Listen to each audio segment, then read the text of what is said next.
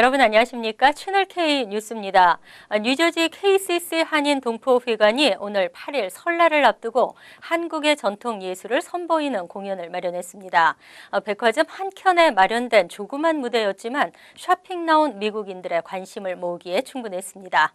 정세진 기자가 보도합니다. 뉴저지의 대표적인 쇼핑몰 웨스트필드 가든 스테이트 플라자에 있는 리만 마커스 백화점. 백화점 1층 중앙에 마련된 조그마한 무대에서 가야금 연주가 한창입니다. 우리 전통의 민요 아리랑에 이어 우리 귀에도 익숙한 미국의 민요들과 팝 음악이 연주되자 지나가던 쇼핑객들도 발길을 멈추고 공연 모습을 촬영합니다.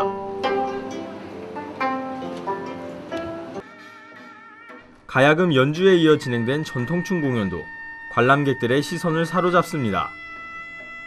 KCC 한인동포회관과 리만 마커스 백화점이 공동으로 기획한 이번 공연은 설날을 앞두고 한국 문화를 미국인들에게 소개하기 위해 마련됐습니다.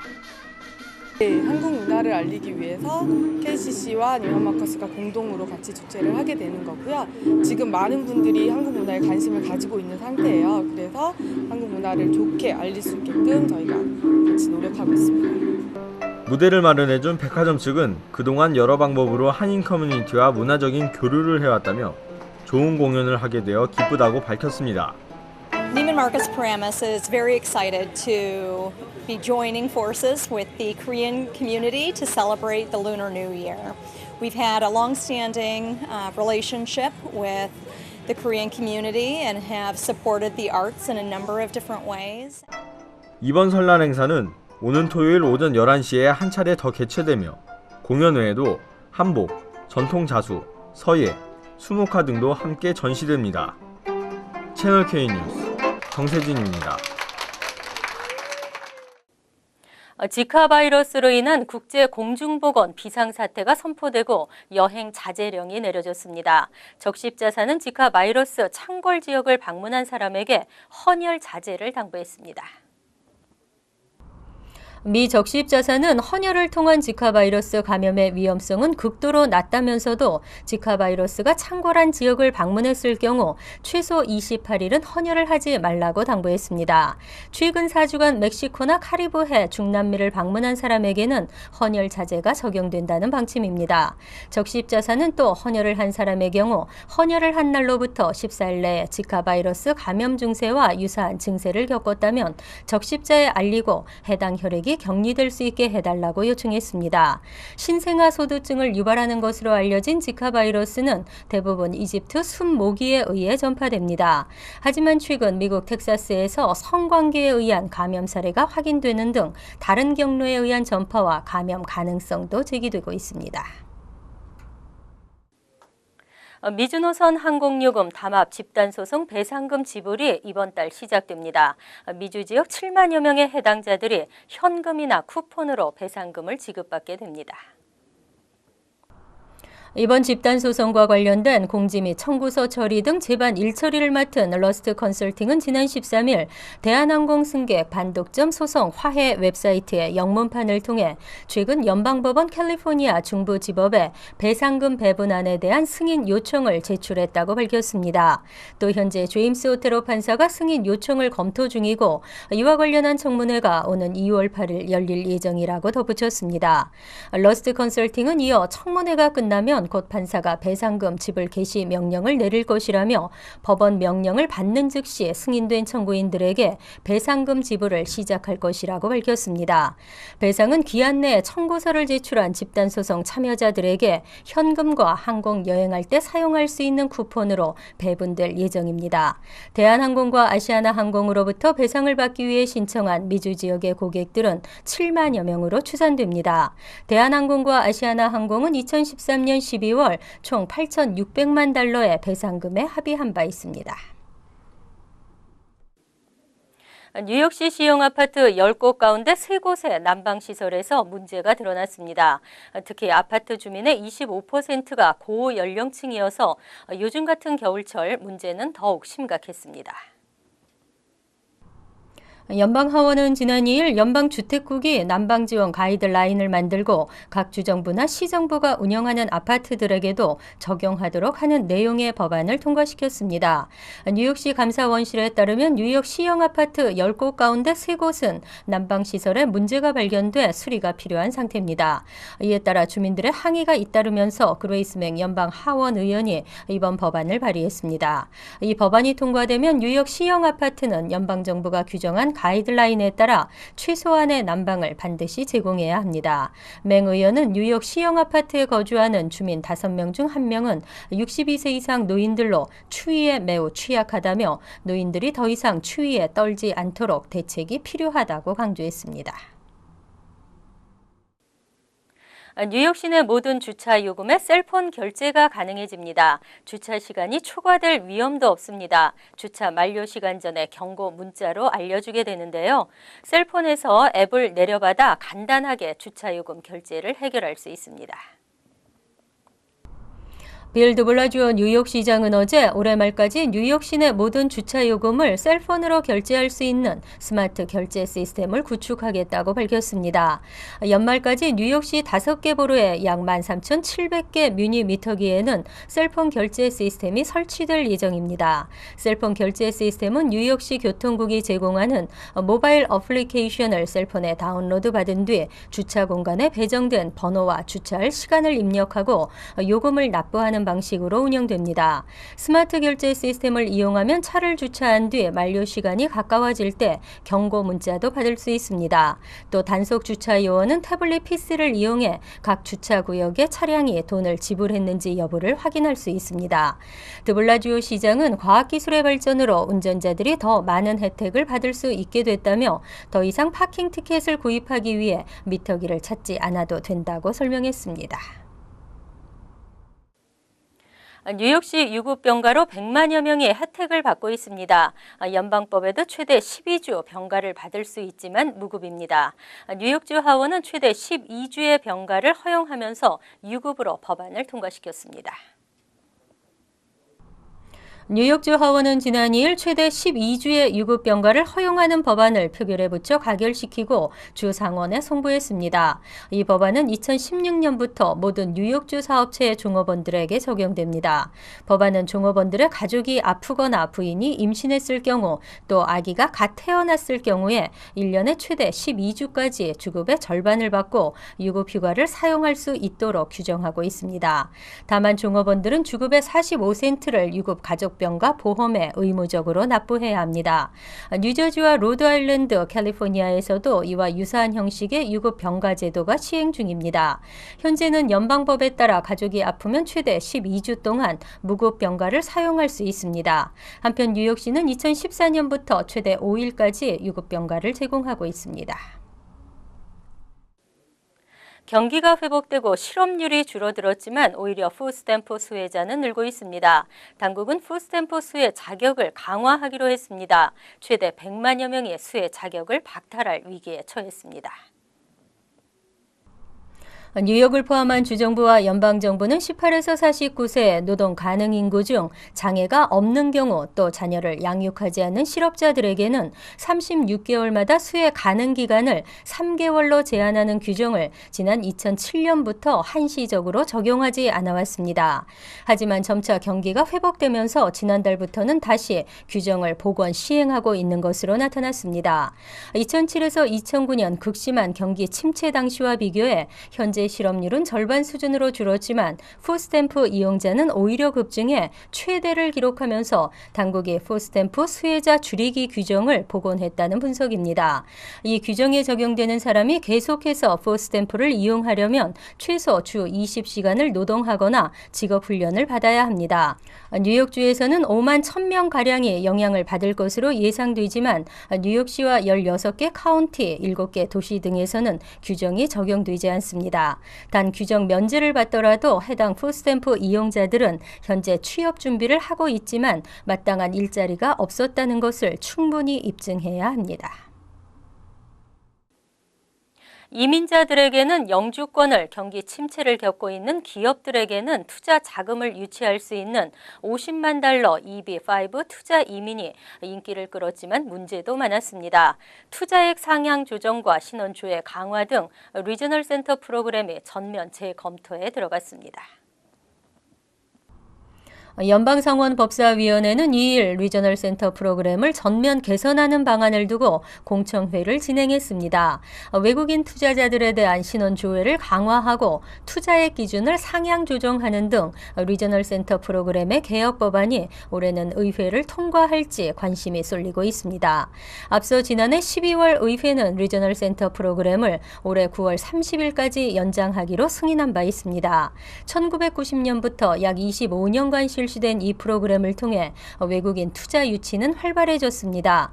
하지만 일부 리저널 센터에서는 투자자의 신원조회조차 없이 투자 신청을 접수하는 등의 문제점이 드러나면서 투명성 제고에 대한 요구가 높아지고 있는 상황입니다. 척 그레슬리 상원 법사위원장과 민주공화 양당 의원들은 이날 공청회에서 면밀한 재검토를 거쳐 리저널 센터 프로그램을 전면 개혁하겠다고 밝혔습니다. 한편 전국 이민변호사협회는 이날 현재 약 2만 명의 EB5 비자 신청자가 대기 중이라며 발급 지연 해결 방안도 개선 내용에 포함시킬 것을 요구했습니다. 1990년 이후 편입생 입학을 거부해온 프린스턴대의 편입학이 부활됩니다.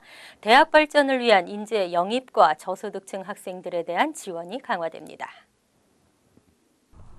프린스턴대는 2일 대학 발전을 위한 새 전략 계획의 일환으로 2018년부터 편입학을 허용하겠다고 밝혔습니다.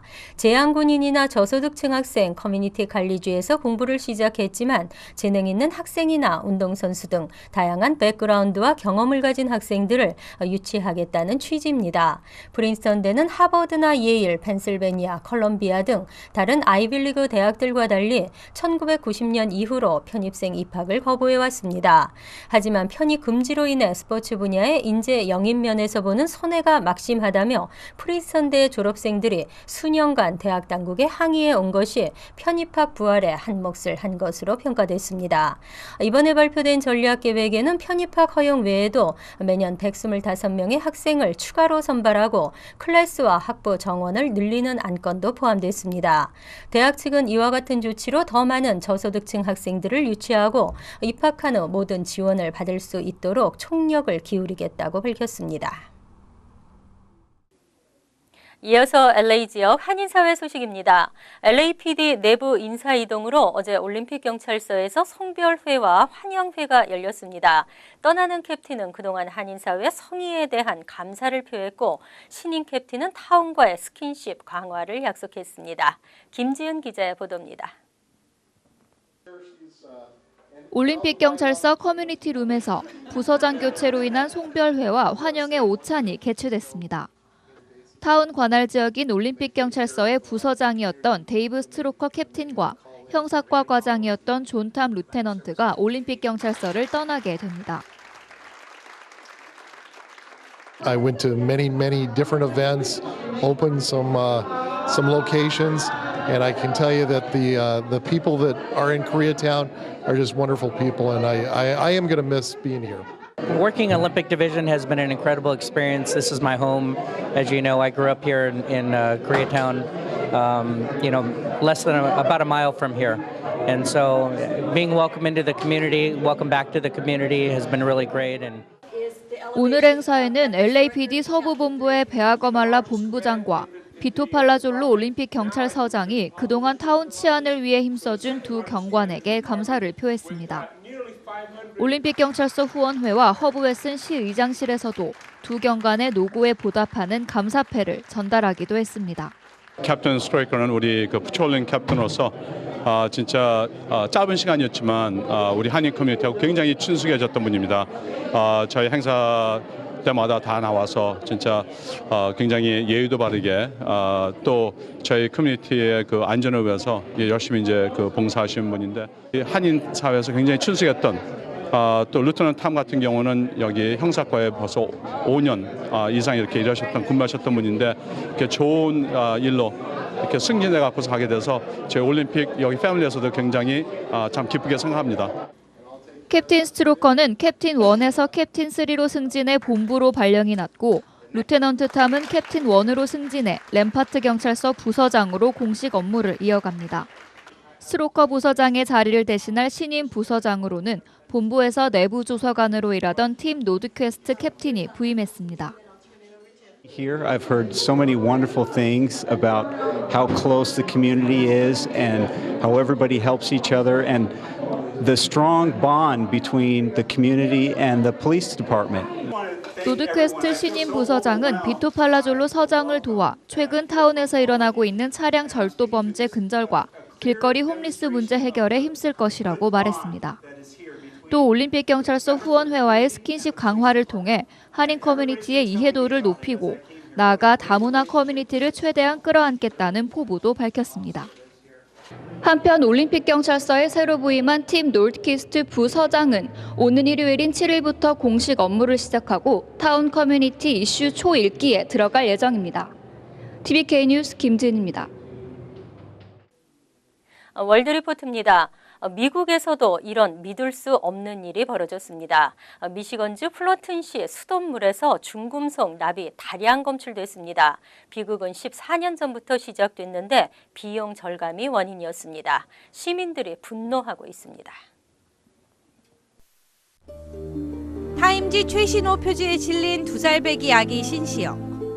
얼굴 곳곳이 발진으로 흉해졌습니다. 발진은 몸 전체까지 번져 매일 밤 가려움에 잠을 설칩니다. Yes, it is. Is it right here? 신시여의 이웃에 사는 쌍둥이 형제. 나란히 일어서자 쌍둥이인데도 한 아이의 키가 훨씬 작습니다. 몸무게는 8kg이나 차이가 납니다. The size he is right now is pretty much the size he was last February 5th of 2015. 모두 납 중독으로 인한 증상들입니다. 미국 미시건주의 공업도시 플린트에는 이렇게 납 중독으로 고통받는 사람이 한둘이 아닙니다. 비극은 지난 14년 4월 비용 절감을 위해 식수원을 디트로이트에서 플린트강으로 바꾸면서 시작됐습니다. 3, 2, 1. 플린트강에서 마을로 이어지는 상수도관은 심하게 부식돼 있었지만 예산 부족을 이유로 그대로 물을 흘려보낸 겁니다. 수돗물은 색깔이 누렇거나 침전물이 둥둥 떠다니기도 합니다. 부식된 관에서 흘러나온 수돗물의 부작용은 즉각 나타났습니다. My eyes are burning. I can hardly breathe. My skin's all rashed up, and I'm furious about it. 외부 전문가들의 검사 결과는 경악 그 자체였습니다. It was very scary to see the levels of lead that were hazardous waste, levels of lead coming out of her tap water. 그런데도 시 당국은 거짓 변명을 늘어놓으며 무려 1년 6개월이란 시간을 끌었습니다. 그 사이 납이 녹아든 수돗물에 노출된 주민들의 피해는 눈덩이처럼 불어났습니다. The percentage of children with lead poisoning doubled in the city of Flint, and in some neighborhoods it actually tripled. 사태가 커지자 주정부는 뒤늦게 수돗물이 납에 오염됐음을 시인하고 주민들에게 생수와 필터를 제공했습니다. 또 어린이들에게는 무료 납중독 검사를 실시하는 등 부랴부랴 대책 마련에 나섰습니다. 하지만 이 와중에도 수도요금 고지서를 받아든 주민들은 더 이상 정부를 믿지 못하겠다는 반응입니다. Not only are we receiving bills, our bills have gone up. The average now is around $200 a month for tainted water, and it needs to stop. 인구 10만 명 중 절반 이상이 흑인이고 소득 수준이 낮은 플린트시. 주정부의 뒤늦은 사과와 성의 없는 대응이 이어지면서 이번 사태는 수돗물이 아니라 가난과 인종차별의 문제라는 비난이 제기되고 있습니다. 간추린 소식입니다. 플로싱베이의 오염 상태가 심각합니다. 여름마다 심한 악취로 지역 주민들을 괴롭혀왔습니다. 뉴욕시 환경보호국은 플로싱 일대를 둘러싼 플로싱베이의 심각한 오염 상태를 해소하기 위해 3,300만 달러의 예산을 투입해 정화시설을 확충하기로 했습니다. 정화시설 확충이 완료되면 매년 플로싱베이로 유입되는 2억 2,500만 갤런의 오수를 맑은 물로 정화할 수 있게 됩니다. 뉴욕시 전철에서 또다시 묻지마 칼부림 사건이 발생했습니다. 지난 1일 오후 12시 40분쯤 브루클린 펜실베니아 애비뉴 3번 전철역 승강장에서 뜨거운 커피를 쏟으며 30대 피해자에게 시비를 걸던 용의자는 같은 전철에 타자 접이식 칼로 오른쪽 뺨을 그은 뒤 도주했습니다. 신고를 받은 경찰은 얼마 뒤 크라운 하이츠역에서 37세 스테픈 브랏웨이트를 용의자로 보고 체포했습니다. 스테픈은 불법 무기로 체포되는 등 수차례 전과가 있는 것으로 알려졌습니다.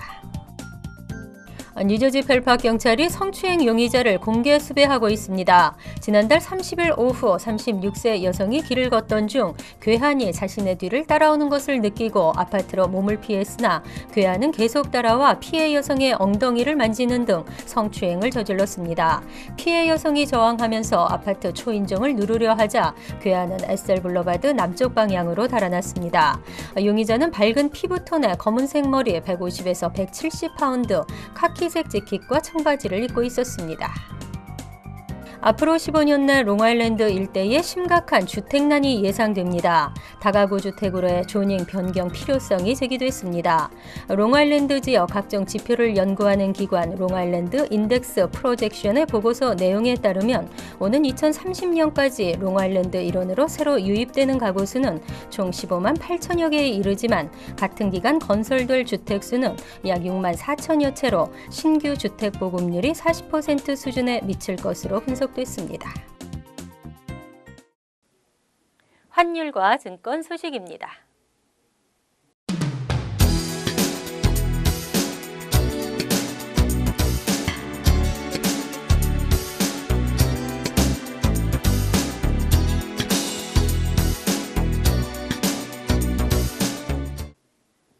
이어서 날씨입니다. 금요일은 흐리겠으며 오전 중에는 거리가 덮일 정도의 적은 양의 눈이 예상됩니다. 낮 최고 기온은 42도, 섭씨 5도, 밤 최저 기온은 28도, 섭씨 영하 2도로 예상됩니다. 토요일은 가끔 구름이 끼는 부분적으로 맑은 날씨를 보이겠습니다. 일요일은 대체로 맑은 겨울 날씨를 보이겠습니다. 월요일은 다시 추워지면서 한두 차례 눈발이 날리겠습니다. 항상 여러분과 함께하는 채널 K 뉴스 여기서 마칩니다. 편안한 하루 되시기 바랍니다.